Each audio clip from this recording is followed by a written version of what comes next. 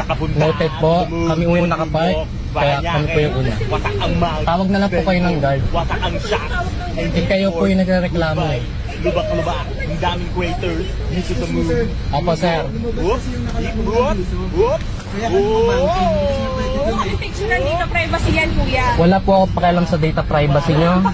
Opo, wala po akong pakialam. Opo, wala po akong pakialam. May pinag-aralan ka ba? Wala, actually nakalagay po sa plate number ko, drop out ako.